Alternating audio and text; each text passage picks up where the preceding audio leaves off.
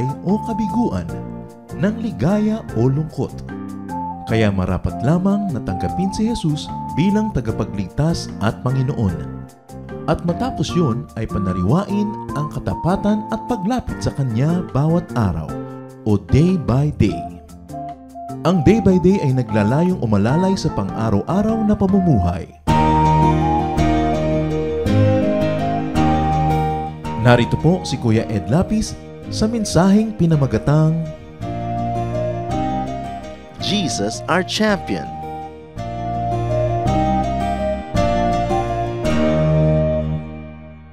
Ang Christianity po ay siyempre maraming doctrine. Kilala siyempre natin ang turo, ang mga aral. But above and beyond doctrine, Christianity is about character. Kahit marami tayong alam na verses at katuruan, kung hindi naman tumatalab at nakikita sa ating pagkatao ay nagiging baliwala. Christianity is about our personal relationship with Jesus. It's all about Christ, the person, the thoughts, the deeds of Jesus Christ. Kaya ang dapat po natin talagang bigyan ng pansin is to fall in love with Jesus because of who He is. Minamahal natin ng Diyos hindi lang sa mga ginagawa niya, kundi kung sino siya at kung ano siya sa ating buhay. Ang pamagat po ng ating pag-aaral ngayon is Jesus our Champion. Siya po ang ating talagang tagapagligtas. Siya ang champion ng ating buhay. Salamat po, Panginoon, sa kalayaan na sumamba. Salamat po, malaya kami mag-isip, malaya kaming kumilos, gumalaw, at kami ay nagtitipon-tipon para sambahin kayo. Salamat sa Ministry of Music. Salamat, Lord, that we can enjoy the many facets of truth through many forms, through dance, through music, and now through your word. Sa pag-aaral, pagsasaliksik ng iyong salita. Turuan niyo po kami. Dalangin namin, Panginoon, mapagitna kayo sa amin. Kayo ang magsalita, kayo ang maging tunay na tagapagturo, at gamitin niyo lang kasangkapan ng inyong lingkod. Kung ano man, Panginoon, ang kakulangan namin sa pagharap namin sa inyo, nawa, punuin kami ng inyong salita. Kung ano man po ang aming mga kahinaan, naway palakasin kami. Ang mga kadiliman namin ay bigyan ng kaliwanagan. At Panginoon, ang amin pong mga kapintasan ay mapalitan, malinis, at maging mga katangian dahil sa inyong pag-ibig. Speak powerfully, O God, from your throne of glory. May your words be our medicine, our food, our strength, our guide, our map, our everything. We commit to you our time that we may not be deceived by ourselves, by the evil one. And your truth, O God, will set us free. Speak. In the name of Jesus, your Son, Father, we pray. Amen. Sa Matthew chapter 4, ay makikita po natin yung temptation na binigay ng demonyo sa ating Panginoong Jesus. At makikita po natin dito ang isang napakagandang karakter ng Panginoon na maaari natin gawing huwaran, modelo, standard sa ating buhay. Matthew 4:1. Then Jesus was led by the Spirit into the desert to be tempted by the devil. At doon pa lang sa opening sentence na yan, napakarami na po nating pwedeng maging leksyon. First of all, that the Lord was Spirit-led. Ang ginagawa ng Panginoon ay ayon sa udyok, bulong, turo ng banal na Espiritu. And that the Lord followed the leading of the Holy Spirit. If you are being led by the Holy Spirit to go to the desert, to the wilderness, and to stay there and to fast for 40 days and 40 nights, that's not an easy thing to do. Maaring tayo mga tuwiran, tumanggi, umiwas, subalit siya ay sumunod. In our lives, what can we learn from the lovable Jesus in this verse? Be Spirit-led. Listen to the voice of the Spirit. Kaya nga ang kabilin-bilinan sa Revelation 2:29, he who has an ear, let him hear what the Spirit says. Pakinggan ang inuudyok, ibinubulong ng Espiritu. We must be Spirit sensitive. Pagka po may ipinapagawa ang Panginoong Diyos, kailangan tayo tahimik, quiet enough to hear the voice of God. Because seldom will the Lord raise His voice and shout. Most of the leadings are given through whispers, through quiet persuasion. Kaya kailangan po mayroong enough space and time in our lives when we are quiet so we can process the proddings of the Holy Spirit. But as children of God and the children of truth, we must discern if the spirit is of God. Dahil may evil spirit din na bumubulong-bulong at nangihikayat, nang-aakit. 1 John 4:1, do not believe every spirit, but test the spirits to see whether they are from God. Examine the things we do. Examine the things we like to do. And we ask ourselves, is it from God? Kung may nakasakit ng inyong damdamin at gusto nyong saktan din, itatanong nyo lang sa sarili nyo, is this leading from God? Kung gusto nating gumante, is this from God? Na-offend tayo, meron tayong gustong gawing retaliation, is this from God? Makinig lang po tayo sa Espiritu ng Diyos, tayo makaiiwas na sa napakaraming mga pagkakamali at sa napakaraming mga sakit sa buhay. How do you do that? How do we discern? How do we develop discernment? If the Spirit is from God or not, immerse yourself in God's Word. Kailangan babad tayo sa salita ng Diyos, babad tayo sa panalangin, at babad tayo sa impluensyang makadiyos, nagkakaroon tayo ng napaka-sensitive spirit that we will discern if the Spirit is from God or not. Because it is the Word of God that will confirm or deny the source of a message. Kaya kung puro tayo emosyon, puro kanta, puro talon, puro sayaw, pagkatapos walang pag-aaral ng salita ng Diyos, nagiging emosyonal lang tayo, ang mangyayari, tayo maaaring paglaruan ng ating damdamin, nagkakaroon ng maraming bukas sa pintos para sa pandaraya ng mga masasamang espiritu, akala tuloy maging ng anak ng Diyos, ang sinusunod nila ay Diyos, yun pala hindi na. Every spiritual activity must be based on and tempered by the Word of God. By an intelligent study of the Word of God. Hindi puro emosyon. So be led by God's Spirit, not by a bad spirit. Ituloy po natin ang pagbabasa ng chapter 4 ng Matthew, this time verses 2 to 4. After fasting 40 days and 40 nights, he was hungry. The tempter came to him and said, if you are the Son of God, tell these stones to become bread. Jesus answered, it is written, man does not live on bread alone, but on every word that comes from the mouth of God. So the Lord transcended his physical need and want and condition and resisted the temptation of food. Sa biglang tingin, ano ba naman ang masama na yung bato ay gawin nga niyang tinapay, gutom siya. Pero what would have happened?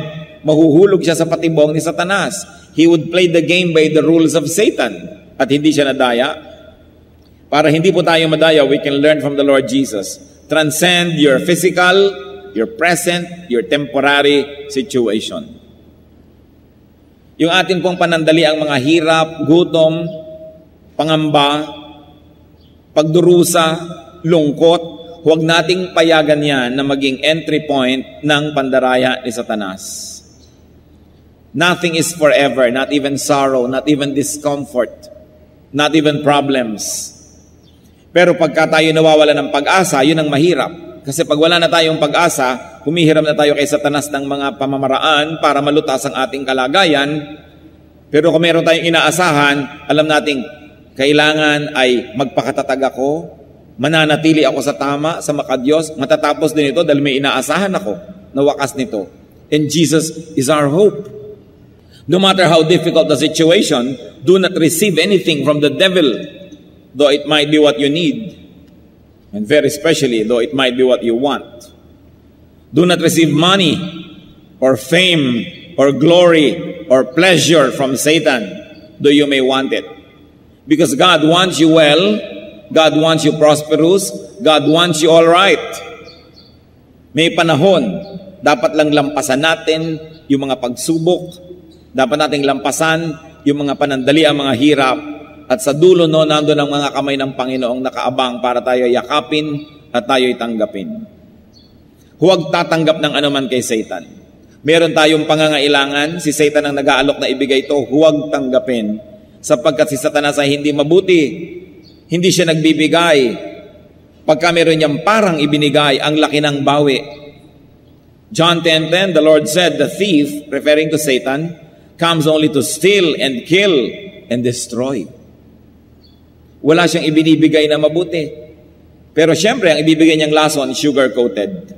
Ang ibibigay niyang kasinungalingan will come dressed as truth. So be very discerning and do not be swayed by your temporary need to the point that you will hurt your eternity. So, tinukso ni Satanas ang Panginoon, kung Diyos ka talaga, kung ikaw talaga yung akala mo at sinasabi mong ikaw, ba't di ka maghimala? Gawin mong tinapay ang mga bato. But the Lord responded to the situation, to the issue, to the offer with a verse. Sabi niya, man does not live by bread alone. Hindi siya nakipagtalo. Ang isinagot niya, salita ng Diyos, nakasulat sa Biblia, kaya hindi pwedeng makipagtalo si Satanas. Pwede lang makipagtalo si Satanas sa sarili nating karunungan, sa sarili nating pangangatwiran. But when you quote the Word of God is powerful, that Satan has no choice but to submit to it. Psalm 119:42, I will answer the one who taunts me, for I trust in your word. And the answer is God's word. What can be learned, brother and sister? Respond with a verse. When people taunt you, when people give you temptation, pag ginagalit ka ng tao, tinutokso ka ng tao, ang sagot mo, verse. Sabihin mo man sa kanya yon o sa loob-loob mo lang, ang mahalaga, verse. That's why it's important to memorize verses. We should memorize the Word of God. Tiyakin nyo lamang po na ang inyong interpretation at application ay hindi self-serving. Kasi meron naman talaga nagko-quote ng verse pero baluktot para lamang palakasin ang kanyang depensa, para lamang magmatigas sa kanyang gustong sabihin at gawin. Pero ang sabi ng Psalm 119, verse 11, I have hidden your word in my heart, that I might not sin against you. At kung sa puso nakatanim ang salita ng Diyos, paano mag-uugat doon ng kasalanan? May naunang nakatanim. Kung sa utak natin, sa ating isip, ay nandun na ang salita ng Diyos, na unahan na niya yung masama, paano pa makapaghahari ang masama doon, meron ng nakalagay na nakabutihan doon. Kaya ang mahalaga, alamin, isaulo ang salita ng Diyos. So, no argument, the devil dropped the issue and just opened another issue. Matthew 4:5-7. Then the devil took him into the holy city and had him stand on the highest point of the temple. If you are the Son of God, he said, throw yourself down, for it is written, he will command his angels concerning you, and they will lift you up in their hands, so that you will not strike your foot against a stone. Jesus answered him, it is also written, do not put the Lord your God to the test. Ang temple po sa Israel ay nasa isang gilid ng syudad. May 4 na pader, 4 na dingding na makapal at mataas ang syudad. Doon sa isang sulok noon, sa isang gilid, nandun ang temple. At doon sa gilid na yon, napakataas ng bangin.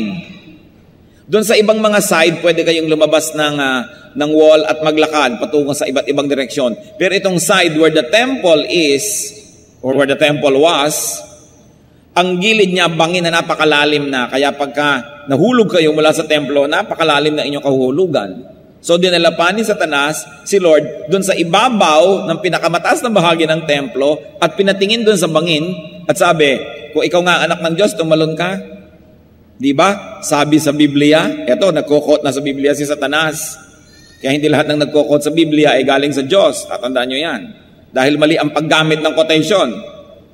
Sabi sa Biblia ay hindi ka papabayaan ng langit, sasaluhin ka ng mga anghel, ni hindi sasayad sa mga bato ang iyong paa. O talon na, patunayan mo kung sino ka. At ang sabi ng Panginoon, do not put the Lord your God to the test. It is also written. Nag-quote na naman ang Panginoon sa Biblia. So the Lord did not walk into a trap. The Lord did not call the dare. The Lord did not prove himself. And the Lord did not allow himself to be measured by Satan's standards. Napakarami po sa mga tao ang dapat matuto dito dahil marami tayong pinapasok na gulo dahil lang tayo natutuksong patunayan kung sino nga tayo. O kung talagang matapang ka, kung maunang manuntok. O kung talagang magaling ka, gawin mo ito. Kung talagang matibay ang dibdib mo, itong unahin mong gawin. Kaya tuloy nagkakagulo ang mundo. Pero sabi ni Lord, it is also written, huwag mong bibigyan ng ganitong uri ng mga test ang iyong Diyos. Huwag po tayo mga kapatid papasok sa mga tukso, sa mga trap. Pag pinuprove na kung sino ka, Kuminsan yung mga ibang younger people, problem nila na magaling sila, mahusay sila. So anong gagawin nila? Magre-rebellion, gagawa sila ng sarili nila mga kingdom. Pero may pinuprove lang sila na magaling ako, kaya ko rin yan. But it's a trap. Because anything that is not done from a pure motive could only be the prodding of evil spirits. Sapagkat motibo ang tinitingnan sa atin ng Diyos sa ating ginagawa. Psalm 141 verse 9, keep me from the snares they have laid for me, from the trap set by evildoers. Iiwas niyo po ako sa mga patibong, sa mga bitag.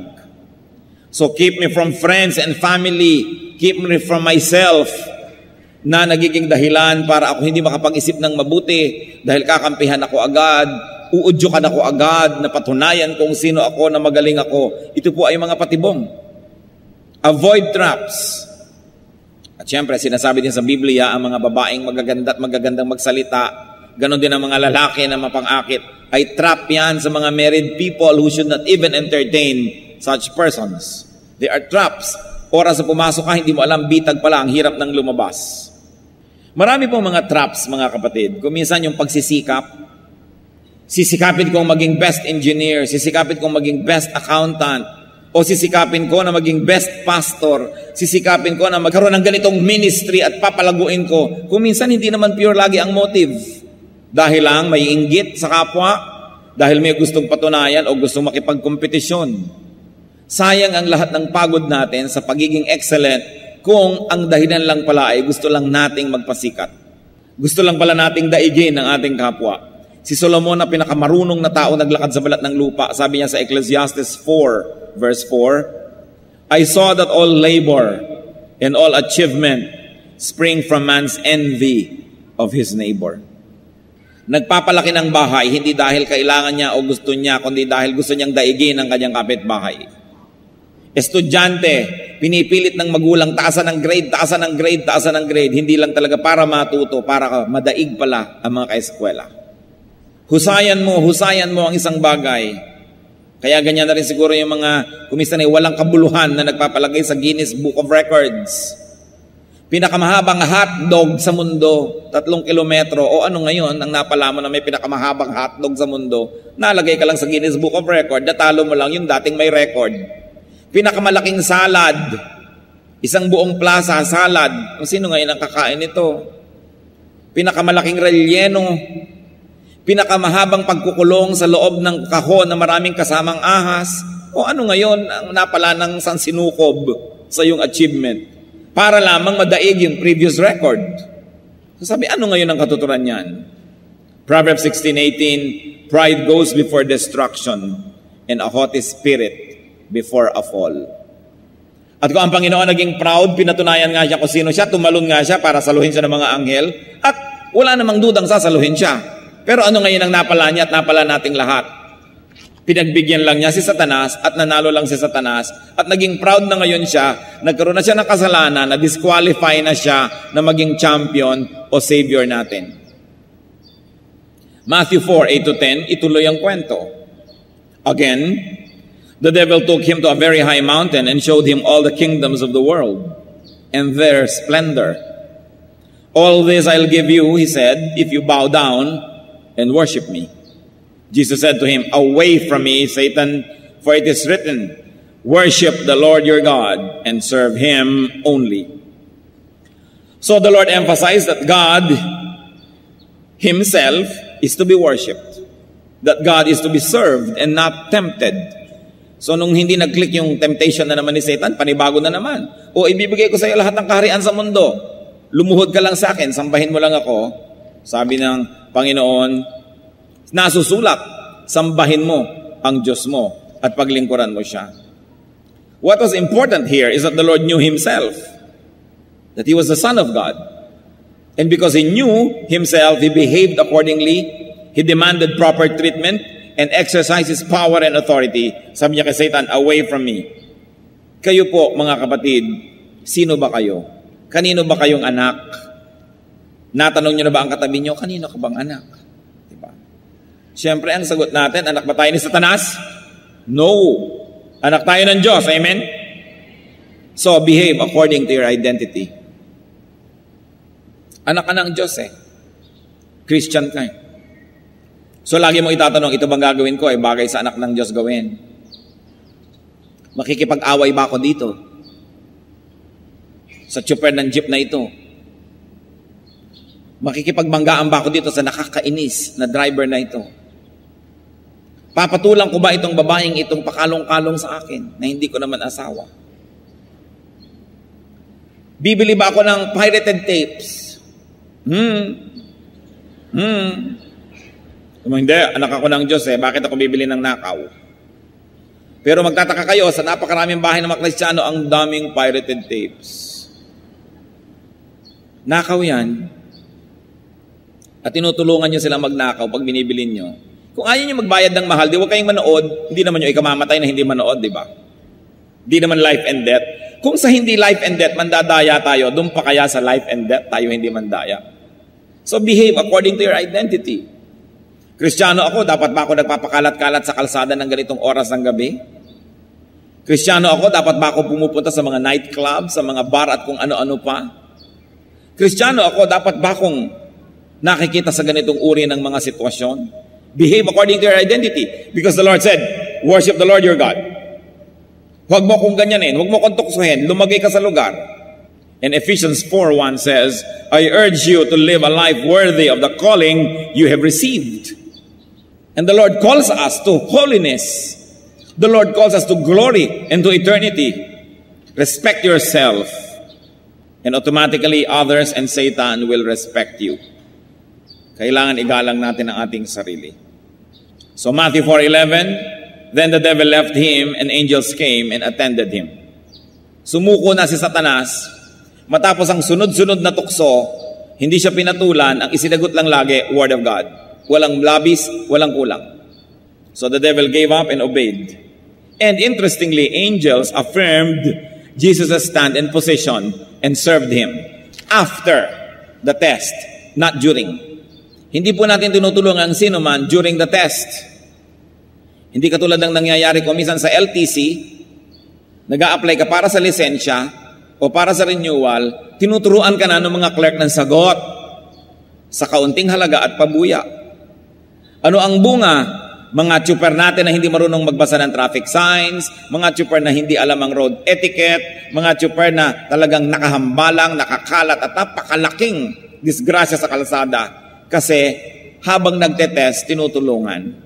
Yung iba nga before the test, tinutulungan pa. Nakita niyo po yung mga anghel kung kailan sila nag-minister sa Panginoon after the test. Tayo man, kung dumadaan tayo sa pagsubok, angels will minister to us after the test. Not during. You have to pass it yourself. At ang nakatutuwa nito, at nakaliligaya at nakapagbibigay ng ginhawa, sabi sa Biblia, hindi tayo bibigyan ng pagsubok na di natin kaya. Sukat tayo ng Diyos. At ang pinapayagan lang niyang pagsubok na dadating sa ating buhay, yung nasukat na rin niya at alam niyang kaya nating ipasa. Kaya huwag kayong magsasabing napakahirap ng pagsubok, di ko kaya. Para niyo nang sinabing hindi marunong magkalkula ang Diyos, hindi siya marunong sumukat o bumilang. Sinabi na sa Biblia, hindi ka bibigyan ng pagsubok na di mo kaya. Kaya kapatid, kayanin mo. Pass it. And the angels will be there at the end of the road to minister to you. Yung mga dinaanan ng Panginoon na daan, doon din niya tayo pinasusunod. Kaya yung mga nangyari sa Kanya, hindi malayong mangyari sa atin. Kaya lang, dapat nating gawin ang ginawa niya. Dapat siya ang ating modelo. The lovable Lord obeyed the leading of the Spirit. Transcended physical and temporary needs. The lovable Lord knew his identity. Behave according to that identity. And the Lord taught Satan to treat him according to that identity. Ano po bang identity nyo? Kayo'y husband? Behave as a husband of one wife. Nagkakagulo when you do not behave according to your identity. You are a wife, behave as a wife. You are a son, a daughter, behave as a son or a daughter. You are a brother or a sister, behave as a brother or a sister. You are a father or a mother, behave as a father. Ano bang ibig sabihin nun? Father ka, pagkatapos magkakaroon ka ng kulasisi, magkakaroon ka ng mga relasyon sa iba, nasisira ang relasyon ng asawa, na ninyong mag-asawa, nasisira ang relasyon ninyong buong pamilya, napapahamak ang iyong anak, behave as a father. If only you know who you are and don't forget it, you behave as you are. Tulad natin, Pilipino ka, how are you expected to behave? Dapat malang tangkilikin mo ang mga product ng sarili mong lahi, ng sarili mong bayan. Dapat malang ibigin mo ang iyong bayan. Huwag mong kalatan ng mga ilog. Huwag kang dumagdag sa problema ng bayan, kundi solve the problems of the nation because you are a Filipino. Kung Filipino Christian ka, anong dapat na behavior mo? Marami po talagang tao nawawala sa sarili, kaya nagugulo ang buhay. May asawa na, nag-entertain pa ng iba, kahit man lang sa isip. Behave according to your identity. Hindi mo na dapat ina-entertain yan. Masaya ka man o hindi. Kung malungkot ka, di malungkot ka, magtiyaga ka. Pero hindi mo dapat nasirain yung image mo kung ano ka. And remember, we were created in God's image. We are God's workmanship to do good works. And you are a Christian. Kung Kristiyano ka, anong yung identity? Bagay ba sa bibig ng Kristiyano ang nagchichismis? Bagay ba sa Kristiyano yung rebellious sa kanyang spiritual authority? Bagay ba sa Kristiyano yung namimintas? Bagay ba sa Kristiyano yung kung sino ang kumupkup sa'yo, nag-alaga sa'yo, nagpakain sa'yo, bigla mong tutuklawin? At pagkatapos, pagsasalitaan mo ng masasakit at masasama para lang magmukha kang mabuti at martir, kaawaan at tulungan ng iba? Bagay ba yon sa bibig ng Kristiyano? Bagay ba sa mga Kristiyano na nagsusuporta sa mali? Kung tayo lang po lalagay sa lugar, aayos ang ating buhay. Teacher ka, bagay ba sa teacher ang hindi nagtuturo, hindi naghahanda ng lesson plan? Estudyante ka, bagay ba sa estudyante hindi nag-aaral? The Lord did not forget who He was. Sabi niya kay Satan, worship the Lord your God. Lumagay ka sa lugar. So the lovable Lord kept His argumentations with the devil to the minimum. Few words and to the Word of God. For our benefit. And thank God, He knew how to suspend pleasure and comfort, relief and satisfaction. Many people are deceived and trapped when they seek immediate pleasures. Hindi makapaghintay, minamadali ang panahon. Assistant pa lang, hindi maghintay, gusto agad siya ang maging top person. Tinetrain pa lang, hindi makapaghintay, gusto agad agawin ng kapangyarihan. Dapat ang tao marunong maghintay. And especially to deny ourselves instant gratification if in the long run it would be disastrous. Hebrews 11:24 to 25.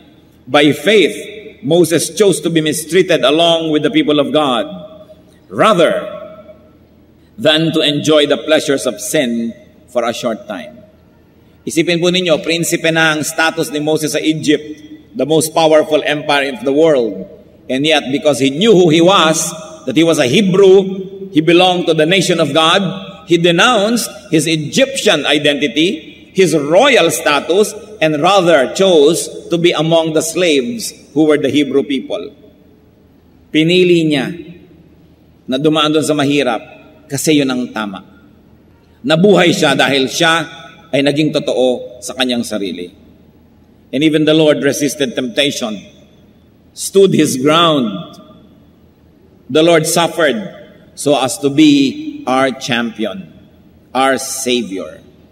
Ano po ba yung mga champion na yan? Nung araw, halimbawa, may giyera, pangkat A, pangkat B, para maiwasan na lang na dumanak ang sobrang daming dugo, pipili na lang ang pangkat A ng kanyang champion. Yung pangkat B, champion. Yung dalawa ang maglalabanan. Pag natalo yung champion ng pangkat A, talo na yung buong pangkat A. Yan ang hinamon ni Goliath sa Israel. Sabi niya, ako ang kampiyon ng mga Philistines. Humanap kayo ng kampiyon nyo, kami na lang maglalabanan. Kung natalo ako, talo na yung buong army namin. Huwag na nating lipulin ang lahat. May champion ka. Nakita niyo po, pag may champion tayo, ang binibining Pilipinas, yan ang champion ng Pilipinas, ilalaban mo sa Miss Universe. Pag natalo siya, talo na yung buong Pilipinas. Pag nanalo siya, panalo na yung buong Pilipinas. Pag may basketball team tayo, sila yung ating champion. Pagka meron tayong representative, sila yung ating champion. So, si Lord, siya ang ating champion. Lumaban siya para sa atin. Hindi na tayo ang inisinuong sa giyera with Satan. Hindi na tayo ang ipinapako sa krus. Hindi na tayo ang hinagupit.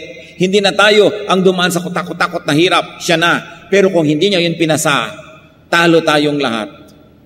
But because He stood His ground, no matter how difficult, na ipinapako na siya sa krus, ibinabaon ang mga malalaking bakal na pako sa kanyang laman, litid, buto. Nananalangin pa siya at hinihingi ng tawad yung gumagawa noong kalapastanganan na yon sa kanya. Kung siya'y nagalit, napuno, napikon, at gumawa ng hindi maganda, hindi na natin siya champion. Kasi ang champion na kailangan natin para mahugasan ang ating kasalanan ay yung walang kasalanan. Ang kailangan nating champion para tayo luminis ay yung may malinis na dugo. Tiniis niya ang lahat so that He will remain to be our champion. And thank Jesus because He is our victorious champion.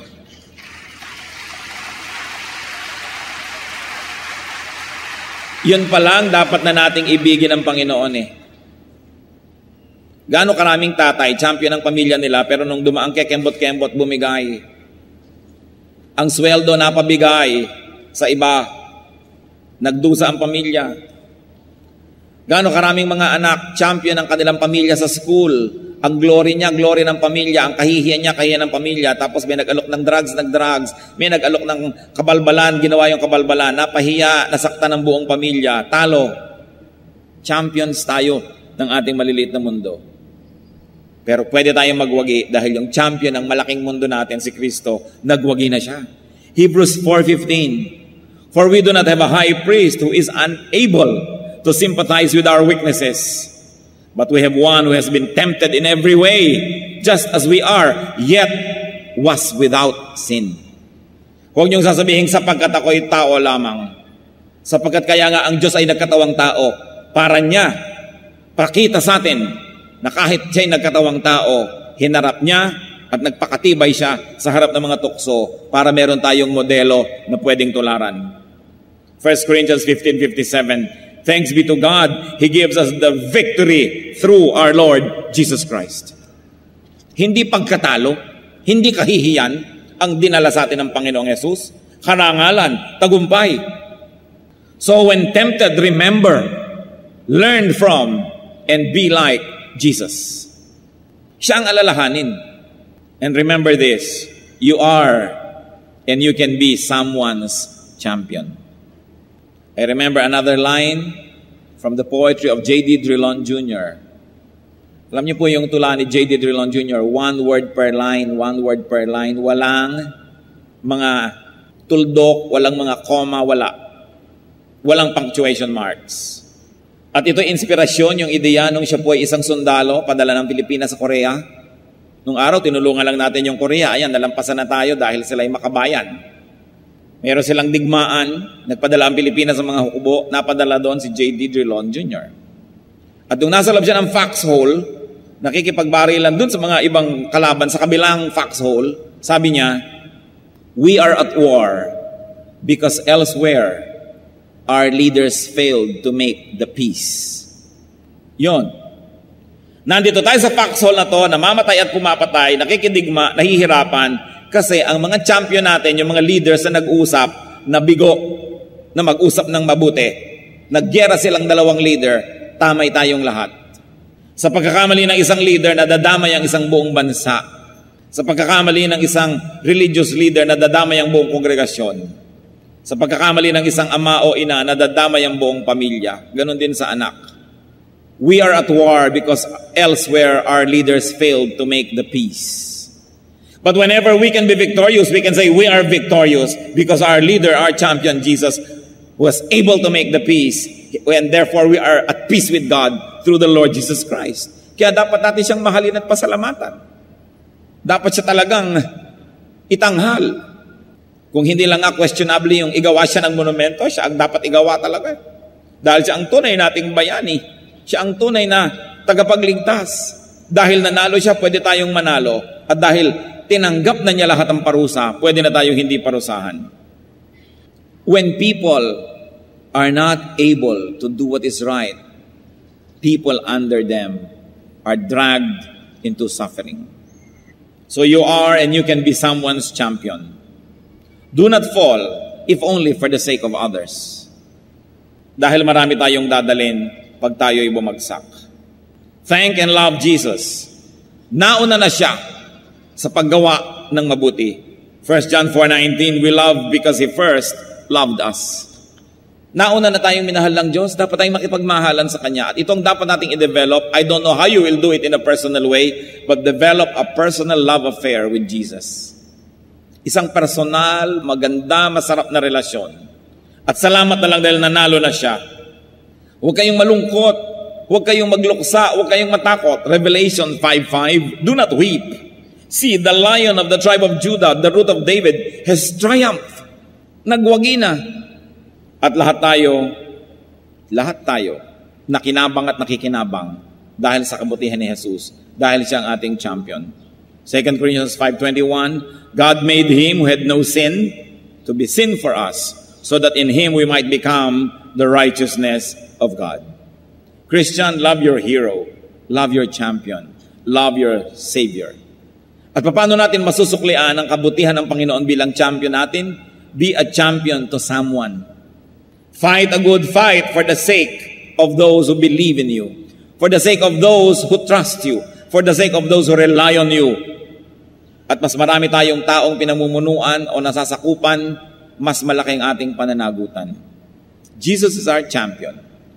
At ang sabi sa Bible, I can do all things through Christ who gives me strength. Ano po ba ang ating mga hinaharap na mga temptation? Anong mga kahinaan? Pinanghihinaan ba kayo ng loob? Huwag niyong lilimutin kung sino si Jesus at kung sino kayo. Na tayo ay anak ng Diyos. Tayo ang tagapagmana ng Diyos. We should behave accordingly. Huwag nating lilimutin, lalo sa mga panahon ng hirap. Huwag tayong bibigay. Huwag nating lilimutin, hindi bagay sa aking sumuko. Si Jesus, nung binibigyan ng pagsubok, ay hindi sumuko. Hindi ako dapat sumuko. Nauna na siya. Hindi ako ang pioneer. Hindi ako ang iimbento o hahanap ng mga sandata o lunas. Nagawa na lahat ni Jesus. Susundan ko na lang ang kanyang mga yapak. Maninindigan ako sa tama. Panginoong Diyos, kami nananalangin sa sandaling ito. Tunghayan mo po kaming lahat. Ang mga personal na buhay ng bawat isa. Alam niyo, Panginoon, ang mga dinaranas ng iyong mga anak ng mga pagsubok. Alam niyo po, ang dinadaanan na hirap. Alam niyo po, Panginoon, na napakadaling matukso kung ililipat namin ang aming paningin doon sa iniaalok ng kalaban. Turuan niyo po kami, Panginoon, na manindigan. Turuan niyo kaming tularan kayo as our champion. Lalong-lalo sa mga anak mong narito ngayon nakikinig na yung salita, na sa kanilang pagbagsak ay maraming madadamay. Ituro mo sa aming maging matatag. Ituro mo sa aming manindigan. At huwag lilimutin kung sino kami, anak nyo, na hindi kami bagay gumawa ng mga hindi nararapat sa iyong mga anak. Mga kapatid, nais kong manalangin. Nais kong humingi sa Diyos ng pagpapala at pagpapalakas, lalong-lalo dun sa humaharap sa mga tukso, humaharap sa mga pagsubok at hirap sa buhay. At nais ninyong humingi sa Panginoon ng dagdag na lakas, dagdag na tibay, at linaw ng isip. Nais kong tumayo kayo't mananalangin tayo. Hihingi tayo. Sabi ng Panginoon, ask and it will be given you. Seek and you will find. Knock and the door will be opened. Kakatok tayo sa pinto ng langit at hihingi tayo sa Diyos ng dagdag na grasya. At nasa ganun, huwag tayong madaya ng kaaway. Tayo'y manindigan at huwag nating biguin ang Diyos. At huwag nating biguin ang mga umaasa sa atin. Sino man sa inyo ang nagsasabing kailangan ko ng dagdag na grasya ng Diyos, ng dagdag na tulong at lakas sa hinaharap kong hirap o pagsubok, all we have to do is ask. Hindi na nagpapabayad ang Diyos, hihingi na lang tayo. Aaminin natin sa Kanya ang ating kalagayan at tinatanggap natin ang ating mga kahinaan at tinatanggap natin ang pangangailangan natin sa Kanya.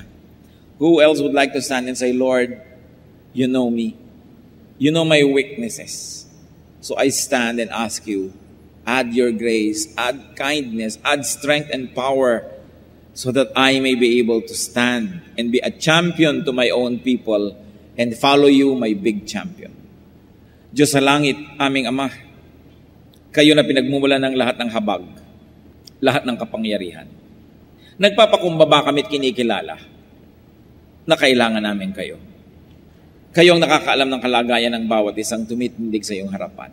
Humaharap ng mga pagsubok, humaharap ng mga hirap, Humaharap ng mga bagay na parang hindi kakayanin. At talagang hindi kaya kung aasa lang sa sarili. Subalit, Panginoong Jesus, nauna na kayo sa daan na ito. Natawid nyo na ang lahat ng dapat tawirin. Naranasan nyo na ang lahat ng dapat danasin. At dinaranas ng iyong mga anak ngayon. Ama, sa pagpapakumbaba at pagtayo na iyong mga anak. At ayon sa iyong kapangyarihan at pangako, humihingi ang iyong lingkod. Pagkalooban mo ng himala. Pagkalooban mo, Panginoon, ng kapangyarihan. Pagkalooban mo ng linaw ng isip, tibay ng loob, tapang ng dibdib. At bigyan mo rin ng malakas na katawan na magiging tahanan ng iyong espiritu upang sa ganon makidigma sa masama. Manindigan to live victoriously. Salamat, Panginoon, sa iyong mga pangako. Salamat sa iyong salita. Kayo na nakababatid ng bawat detalye ng aming buhay, pagkalooban nyo ng iyong kapangyarihan ngayon ang iyong mga anak. Puspusin mo ng iyong karunungan, ng iyong kabanalan, ng iyong kapangyarihan. Mapagtagumpayan at matawid ang mga tukso, ang mga pagsubok na ngayon ay hinaharap. By your power, O Lord Jesus, because of your blood and because of your name, empower your people who recognize you and recognize their own weakness before you. Empower them, O God, to be champions in their own rights because you are our Lord and you are our champion. People of God, receive from the Lord Jesus what you are asking for and thank Him because when you ask, you receive if you ask in faith.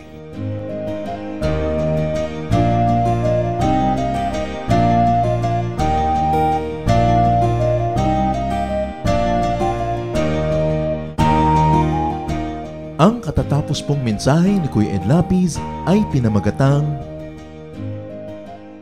Jesus, our champion.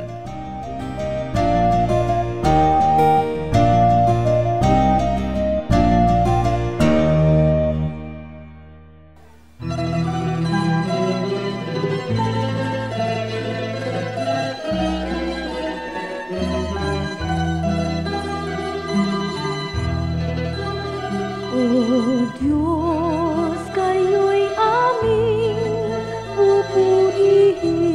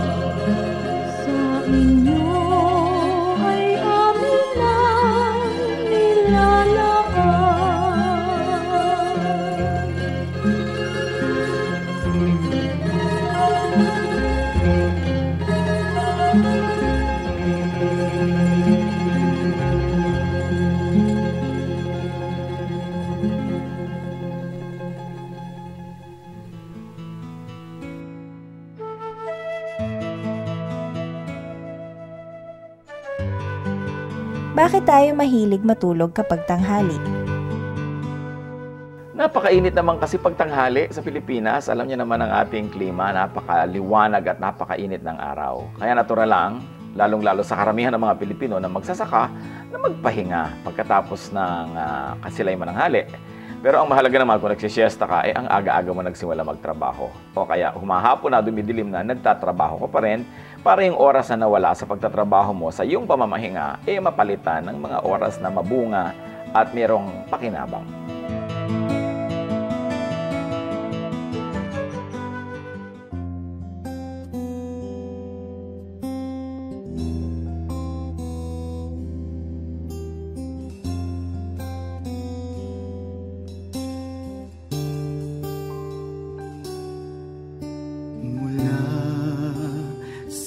Sinapupunan ako'y iyong kilala. Wala na nang iba, sa inyo'y hihigit pa. Panginoon, tapat dakila ka. Kayo lang ang pupurihin at siyang tatanghalin, pagkat kay buti-buti niyo sa akin. Ang pag-ibig na sadyang kay ganda, mga pangako niyo'y gabay sa aking daan. Walang makapapantay sa anak ninyong alay. Ang pag-ibig niyo'y sapat kailan pa man.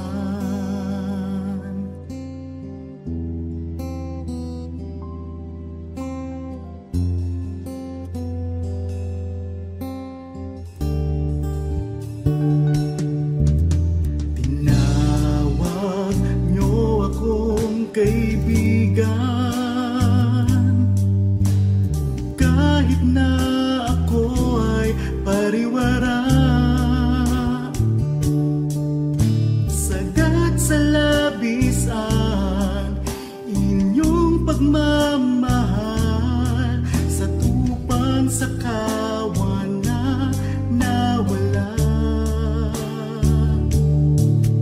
Kung aking bawat butil ng buhangin, ang habag niyo'y ganon karami rin. Ang pag-ibig niya sadyang kay ganda, mga pangako niyo'y gabay sa aking daan. Walang makapapantay sa anak na inyong alay. Ang pag-ibig niyo'y sapat kailan pa man. Paano ba masusukat taas, lalim, layo't lawak ng pag-ibig niyong sadyang walang hanggan, walang hanggan. Ang pag-ibig na sadyang kay ganda, mga pangako niyo'y gabay sa aking daan. Walang makapapantay sa anak na inyong alay.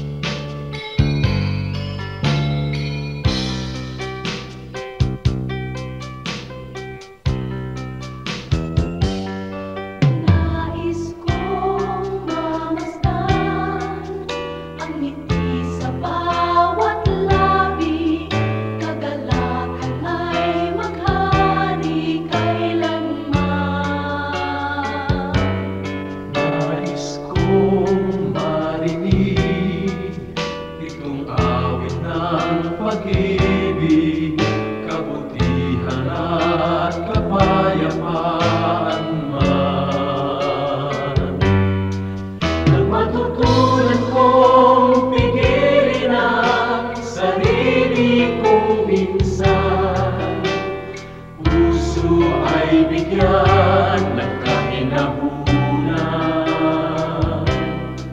Ang katapatan ko nawa sa'yo'y hindi mahihimlay. Mapagtigis na puso, kabaitan ang taglay. Bunga ng Espiritu, mayroon ka ba sa buhay mo? Ang kinakailangan na ipakita ng Kristiyanong tunay. Bunga ng Espiritu, kung wala sa buhay mo, kay Jesus tanggapin mo. Bunga ng Espiritu.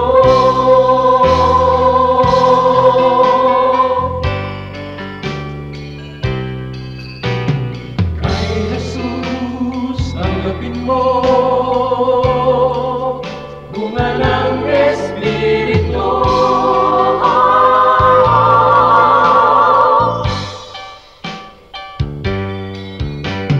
Bunga ng Espiritu, mayroon ka ba sa buhay mo? Ang kinakailangan na ipakita ng Kristiyanong tunay. Bunga ng Espiritu, kung wala sa buhay mo, kay Jesus tanggapin mo. Bunga ng Espiritu.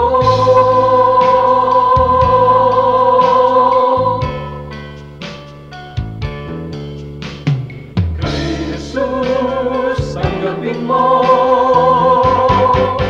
Bunga ng Espiritu.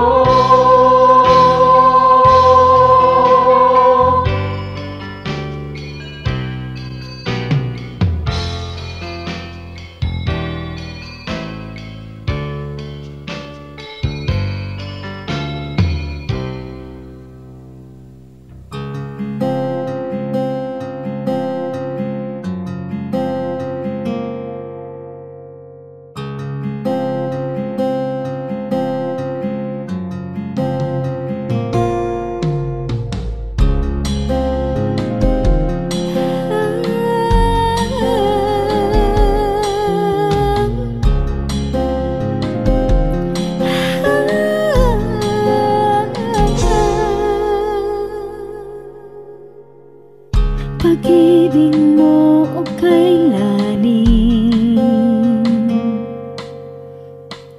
sukat man lumayo'y mahal pa rin. Liparin ko man ang dulong ng langit, sa piling mo pa rin magbabalik.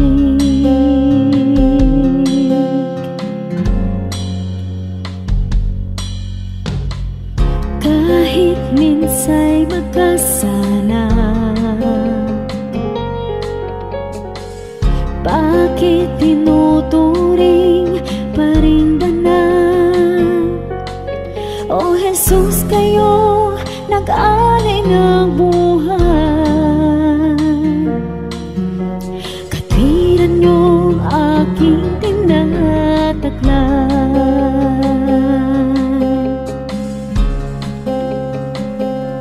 O tanggapin, papuri ay tingin, nagsasabing ikaw aking hari. Diyos na banal, ngalay tinatanghal, kabutihan mo sa akin walang mali. O Diyos, salamat sa pag-ibig na wagas.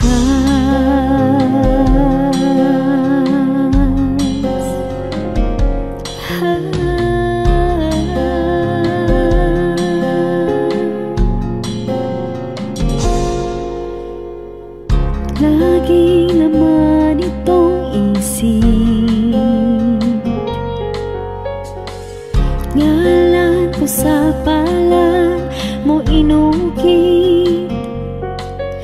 walang sino mang maaring magwala. Kaligtasang ikaw ang naglikha.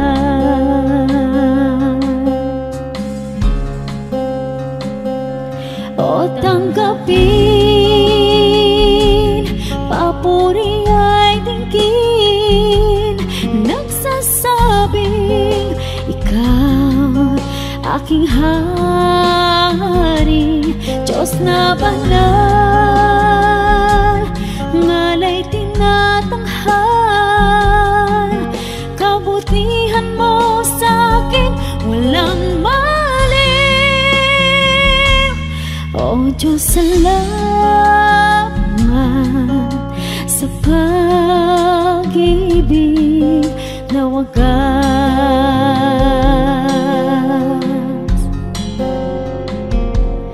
O tanggapin,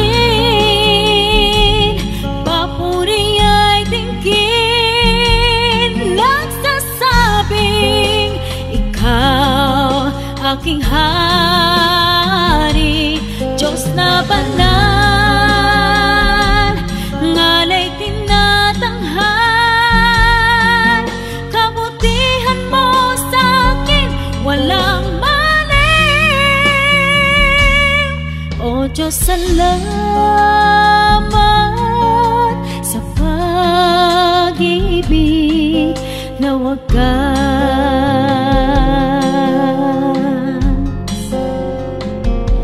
O Diyos, salamat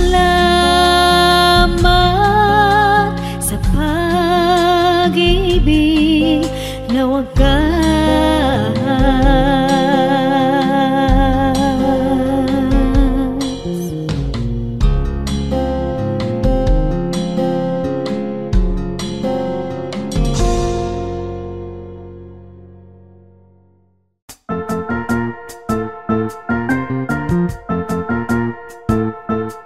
Oras na po para pansamantalang magpaalam ang programang Day by Day. Tayo po'y magsama-sama tuwing ika-6 hanggang ika-7 ng umaga, araw-araw. Magandang umaga po at mabuhay ang Panginoong Hesus!